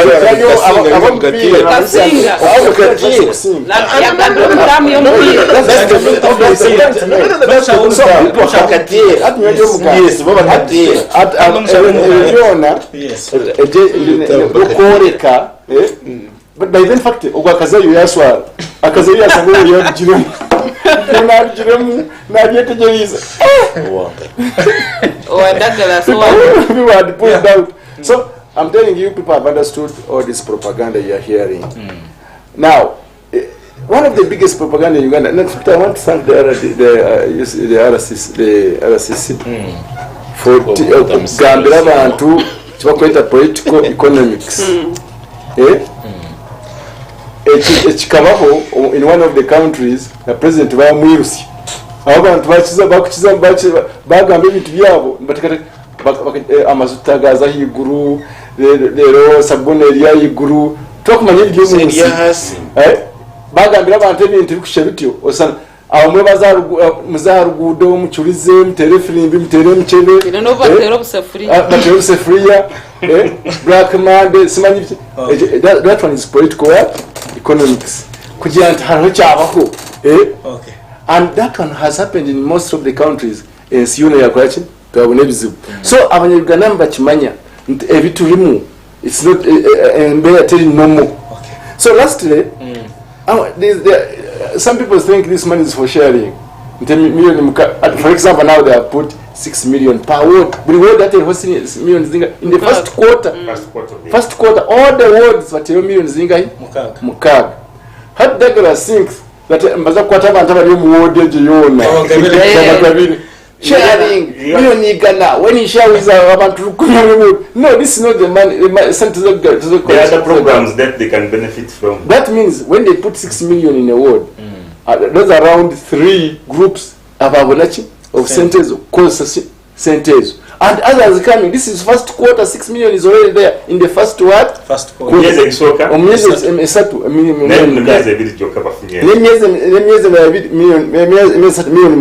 So this money is coming in quarters. Okay. So it's not for sharing. Now, it's okay.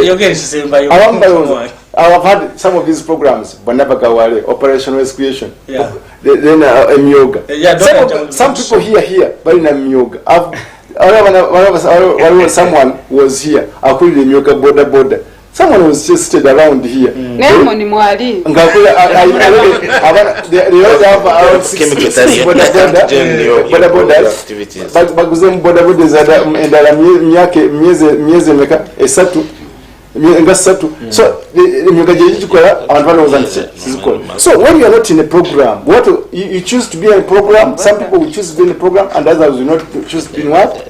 So to form the program gatukozeshe tujingidem so emyoga elione kwachi negora abantu bakagawa bona bagagawa. I want to tell you one thing. You people and good enough for you live in one of the umanya kumanya katete bona bagagawa means good abantu baina good shelter bina amazgo kuraramu abantu mbasoma bina mararo. For example, this we are going to commission. Wait. In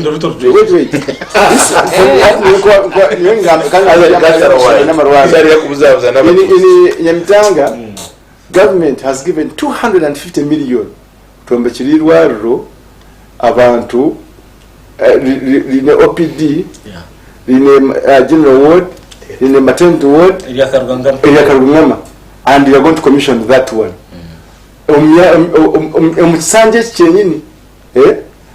you go to Kakoba, we have put a very good agamas go Kakoba Muslim Kakoba Bishop Stewart. When you go to Ogoma Ogufuire, the name is very low. To 32 classrooms, Zitombe Chilekai, home division. ladies we because out of how many 32 classrooms n'amashomero 8 so umwaka kutari kama shomero 8 agandi zizinde 8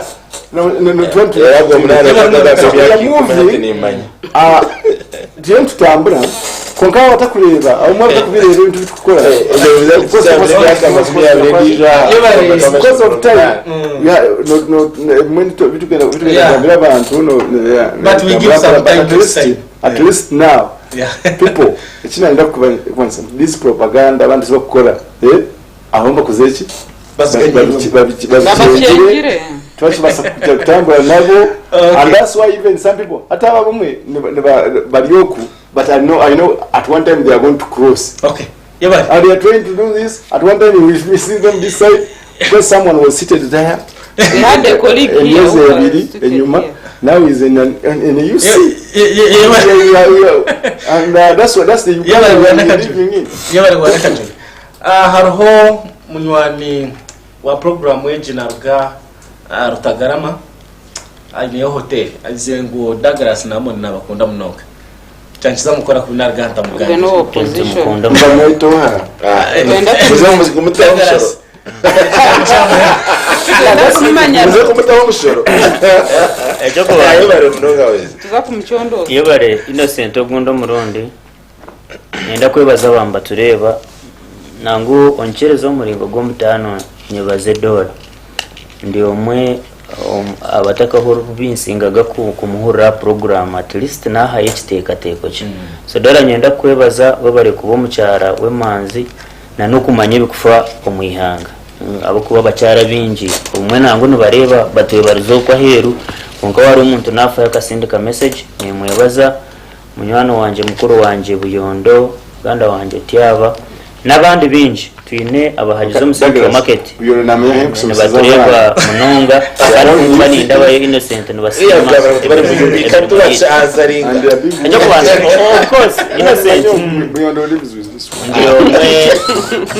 Innocent ndio mwe bakwitereza ngo iki program ino yasrabe targeting abe kuza ku benefiting there is no doubt about that just in cooperation with creation okubagiretire bamwe mama he kugira ngo bareke guma mbasibo mabarakisi so baze kurya hasenti abo nande ndindi waba bugana ababemba gikura abo barije ibyabo bakabona so likewise this program ababor kuremba defending amunonga na wabareba byo misho kabagitaje abo boneza ko baza kugifunamo harhabe ababa bakuru arhaba kuza kugifuna ababa creating za groups ababa creating za groups zembeho ezidaruho arhaba Innocent program hariho hatabamanyire ngo baza kombeka mu bizimba street okay so bakozere groups zabo bamanye kubarariye ngo ikatwa bananka so ejo niyo aba tureba Douglas n'umuntu atari kwicirizo mbintu byo kumugabira tinkendaga government eri kureta shirinje 5 10 ekazihereza abantu ngaba binkuremba siba mbagabiro bukoko deno bukoko bukafu icyo tinka cyitirizaga iyo ngunda kujyanga niyoga ya government no gukora amarwaro marungi no gukora nguto nungi no gukora amashomero marungi gari favorable for everyone kugira ngo Douglas na RCC twena twazo mwirwaro tuzomwirwaro rumwe nka okisamo no kuyagambira ngo nanobote kuyanyigirwe igufariye kenyanya yaza morago aha abantu baburijo barukuza but the problem here today twine abebemeza kutekateka mutubashemeye kuba bari mu marwaro gamwe na nito nicaga gita turukuza mbara gasigira gatari mu mbazi gatari jabo kugira ngo bomba makubara arware nabaza hero niyo nakubeni ntekateka but ko ramarwaro ya government eri kufa abantu itite sentence turukushohoreza private turukuronde mbazi esto akwentshomesa mwabana then babe ateze eze sentence waresoro mu parish mode babe nizo bateko muri yebyo ite ahande tutwenda bintu byabusha twenda bihimba byanyu turukwenda ki nitubasa kwekora abanyayuganda n'abakozi obusinja abanyayuganda muganda ni Douglas cyera bikanimbara tagirambura ayatamburiana kukora so ate nawe yazeguru yes nawe yazeguru agisigaye kumembekende Douglas atambwe na high speed agenda pakoba wali agenda mu abera mu signature nawe nako Bifongoli manyi bulungi. ebyo byamanyi tatugamba amasomero mixed tatugamba amasomero nyamitanga Uganda. Yes. Northern Division ka regime ya Chabwisho yazimbye eddwaliro first class cha Uganda eddagala gye liri lingi abasawo gye bali basulawo olunaku luzibanga bafunye abalwadde babiri eddagala liri awo era juzi twali ne team from State House nga tuyiya amagezi tusobozesiza kutya abatuuze b'ekitundu ky'embalala okutegeera nti eddagala mu madwaliro gye liri twagenda Kizungu where population is too much nga eddagala gye liri lingi nga kye batalina condoms because of the nature of the place twagenda Nyamitanga health center ng'eddagala gye liri naye nga abalwadde batono twali tiimu ffenna sirizeka nti ntambula nzeka obanga ffe tuba tulambula critical infrastructure tutambula nga tiimu sini RCC waffe Afande Mwesije Mr. Moses aliho wa Southern Division nange then plus the other technical people and the politicians tulambula ebifo bino kati oli bwakugamba nti tebazimbye malwaliro mbuuza nti naye byogera are you talking out of ignorance oba knowledge bino byendogerako biri wano kumpi Douglas nibwogamba enkya nti nkutwale tulambule ebyamalwaliro ebiyimiridde mu mbalala lwaki oyagala why not that is the ignorance again you are talking about. It is my duty to monitor gwe tolina buyinza obwo nibo toyinza kutuuka ku ddwaliro ogamba nti mugulewo store gwe ngani amone ngagwani you are part of government so sagala otyobole ekitiibwa kya office ya RCC nti lwakinze mutwala nze ntwala kubanga nze avunanyizibwa Douglas, can you stand on anybody and over teacher no mugamba lwachi otole mu kibiina? Do you have those powers? Anti bwebuliza bwe mwawa. Government kati now bobo yagala government. Hapo nyanyiza nnyo. Muwambo biza bwaba. Abannayuganda abasasula. Abannayuganda abasasula be bandi batenga bavuga. Kati bwobanja n'okugendayo. Government ebadde mu Uganda esinze kukola kye bayita infrastructure. Infrastructure limu ebitundu ebi. Mulimu kye bayita hard infrastructure. Ebintu birabako n'amaaso byotambulirako era byokwatako enguudo bridges abatambudde yadde Kampala way no Kasese roads where do not at least nesaawa zino otambula n'ovuga speed 12 ono Douglas n'emmotoka javuga hali ya kawundu akukuduga nesaawa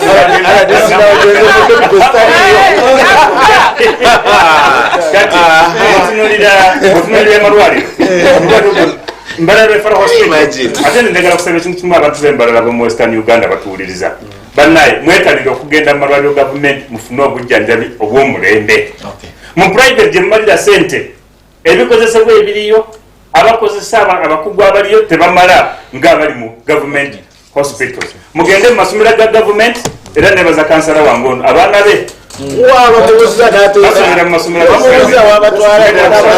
abasomesa abantu babulidde nti abakozi abasingayo obulungi bakola mu government departments tuleme president okuyiriza ne gavumenti ya NRM okulaba nti esente kati ekibuli ebisinga gavumenti byesupposed okukola ebikoze ne technology negendayo ekibulako fe okwaappreciatinga how to use those services. Bano mwami Douglas abaise mu UPE ne basoma ne bafuna amagezi ate ne bagamba government erina kyekoze kasita yakusomesezza webaze mu ekyo that's okay naye at least wani amon abadde atambula agenda saba kalulu abadde Gulu abadde Soroti abadde Parisa Kisoro gundi bujolindako agamba benya mafuta nyingi naye wegali era tebakoze bulungi nnyo naye oli kutambula security ekiro musana otambudde webaze gavumenti ebyekuteereddewo kati ki ekirala kyoyagala nga gwe omuntu wa budde gavumenti ekukole ekuzaalire baana oba ekugulire kitanda webakeko kiki Oguyajinangu Mr. Innocent Kansala Madina that opposition are the teachers of NRM. No wachigamba. No wazanyenda kumanya wachigamba. Wabali mnonga mtebekanisa program kandi niyenda kusima abakuturebegeshaha kwayo bwire bwanyu kushanga ngo negeshaha mukitamiraho nimuhurire bigambo bitu niyenda kusima munonga muramu wanje Moses Biyondo na my sister Mariam mwe bare munonga kureba program weji kandi nanye nsima mucyara Dora mwe bare nawe bare munonga kuguma nashitamaka tutegereza kare program yitu amtebekanisa program nyowe tinyine binde bikuzagamba ahari batahi banje abo kuba abanyayuganda bona hati ntibamenye cyo gukora batahi banje bagambira amona hiyabirari bakazayo bagamba kebe bari nibagambira abanyayuganda gesha nangwa amona kataruwenga na timu yona bona bakegita na naba Douglas bo bazayo bagambira abantu basoroti ABC d'abantu babajyangu no tukozireki tubamanyire tumanyire turi kwenda ninyenda kugambira abanyayuganda kandi twire nikibagambira ha program eji mureke tukore kore government kore aze kutukwatiraho eshange niwe oyine cyo kubasa gukora ki ecyo yinewe efunahe kutandikira ekindi aza cyanshasha omwami mutabani wanje oguyagira ati obo bukoko bakugenda nibagabira abantu maze uri omumba kubwakira ya abantu bibina na makarazo kuvuko nyenda kusima government eji abo kuba program yambarra yonka onkani program yihanga ryona kurabira mu ba members bitu wa parliament yo kugabira abanyayuganda nkoko no kufa bufi kabagabire bakarete mbibo twazibagabira abantu bahinga bayeza ebicori ngene hata abantu babahire nkoko abino bwenje nibaza kwihamo babaho ko butobo rukwenda amakara go kuteka tubagine hato bwo bukoko bagiye mubahere hesha hozo z'amakara mbahere hebyo kurya dentumanya abantu bahire nkoko abakumanya ikibakwenda bihiremo bwiganywe hina binge binkumanya hati nangwa hati bari mu round yakana inkoko zibabahire nibaguza bagaruka bagarramo mu kiju tubarerire kubi nyenda kubasima munonga ecyamuhera umunonga umutebekanisa wa program nyenda kushaba abantu ba mbara site note ka arasiso kuyagamba amarwaro gitwe mbazeriyo nyuko rukura department ejo muze kuraguza mureke kureba mbasa kugura ha TV batayibanya kujya ngo amarwaro zariyo bihana biha konka buri kimwe cyona kiriyo twinirwaro rituri yabiharwe here center yuraguzayo buri kimwe cyona kiriyo services zona zirije twine cyarwa Buganda twine kacika twine hwirwaro twinirwaro rya Kamukuzi muze yabashaho babaragurre iyo bare honorable kashikana ndiyo ninyenda kwendera utabikanisa program ndi kwendera cyamuhera munonga nyewe tinkarganta simiro chitinisa president Museveni amana gbatayi banje bagamba isaha nabo kugira ngo ryo muziri kandi ugumuri yotyo nabo botakiruho eseri yagumane kusima bari munonga Innocent nkavuga no mucyara wa Nyamitanga akwasura umfarasa ari kuguza bakafune sente zo kugura amakara garihebera ubwo is that development sure so we should say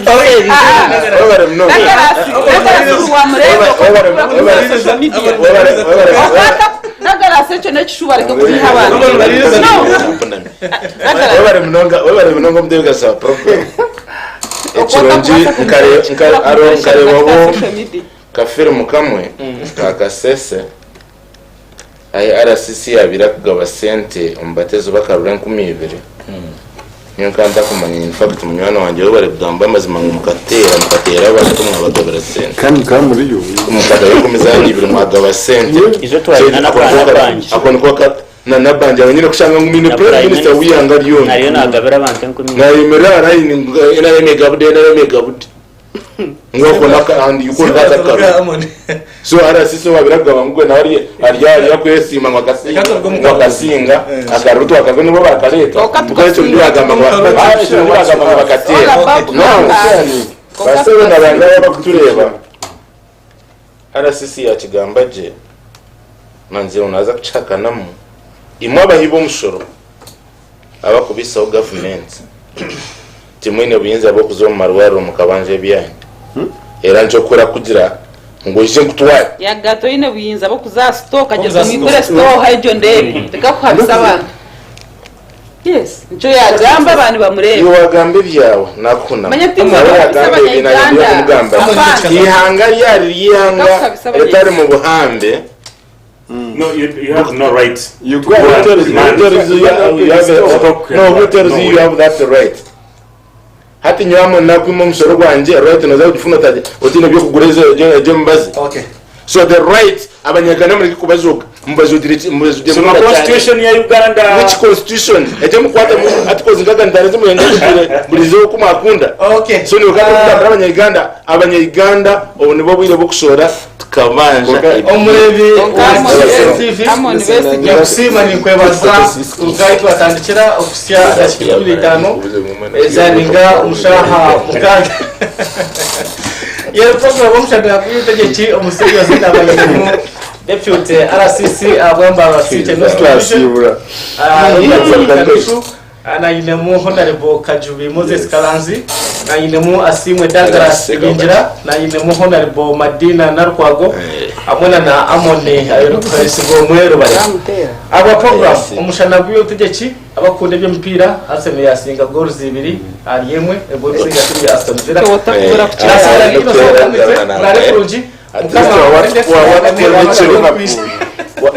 kan Liverpool wa what ko rechera terest